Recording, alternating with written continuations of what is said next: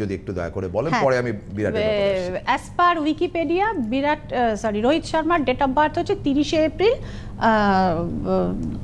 1900 ওইভাবেই হবে আর কি। হ্যাঁ, মোটামুটি যা হিসেব করে দেখা গেছে সেটা হচ্ছে যে রোহিত শর্মার মানে টোটাল নাম্বারটা হচ্ছে মানে ডেস্টিনি নাম্বার ইজ 5।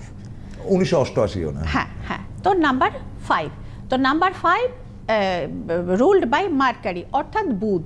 তো সুতরাং সেই ক্ষেত্র হিসেবে সুতরাং ইস্ট জোন, আচ্ছা সেক্ষেত্রে শুধু কলকাতাই না, মানে কলকাতা, ভুবনেশ্বর, এই জোনটা টোটাল রাঁচিতে খেলা, হ্যাঁ রাঁচিতে, মানে ওই রাঁচিটা ওয়েস্টের মধ্যে ধরছে না, মানে ইস্টের মধ্যেই পড়ছে, ইস্টের ভেতরেই পড়ে যাচ্ছে, মানে সংলগ্ন পূর্বাঞ্চলের মধ্যেই তো পড়ছে, সংলগ্ন পূর্বাঞ্চলের ভেতরে পড়ছে রাঁচি। তো সুতরাং এই জায়গাটা হচ্ছে মানে নাম্বার 5 এর জন্য এবং অ্যাজ ওয়েল অ্যাজ রোহিত শর্মার জন্য যথেষ্ট লাকি, যেরকম আমাদের আজহারউদ্দিনের জন্য ইডেন ছিল ভেরি লাকি।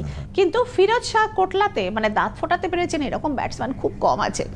হ্যাঁ, মানে ওটা একটা মানে সেই ওয়ান সর্ট অফ প্রাণহীন পিচ, প্রাণহীন পিচ, ওখানে কারোরই কোনো কেরামতি, মানে আমার ফিরোজ শাহ কোটলা খুব লাকি ফাকি বলা যায় না না না না, মানে ওই ফিরোজ শাহ কোটলাকে মানে আপনি যেহেতু ক্রিকেটীয় প্রসঙ্গটা তুললেন, মানে সেই ওয়ান সর্ট অফ পলাশির প্রান্তর, মানে টু অল দ্য ব্যাটসম্যান, ওখানে বেশি রান উঠেছে বা ভারত জিতেছে ফিরোজ শাহ কোটলাতে, এটা খুব কম হয়েছে।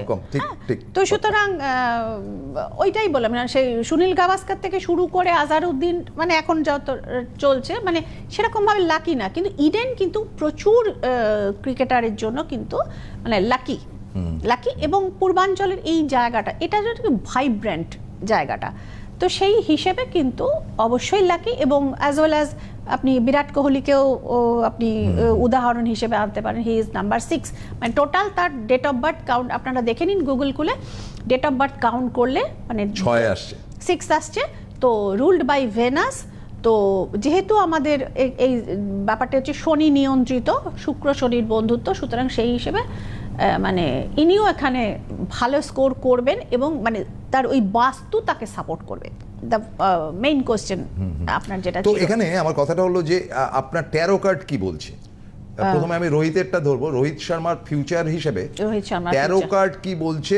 তার নাম্বারটা আমরা পেয়ে গেছি, রোহিত শর্মা তার ফেভারিট কালারটা হচ্ছে গিয়ে অলমোস্ট হোয়াইট, সে পছন্দ করে, সে ভাত ডাল খেতে পছন্দ করে। ওকে, আমি শুনেছি he is very down to earth person, মানে ফর কামিং ওয়ার্ল্ড কাপ 2027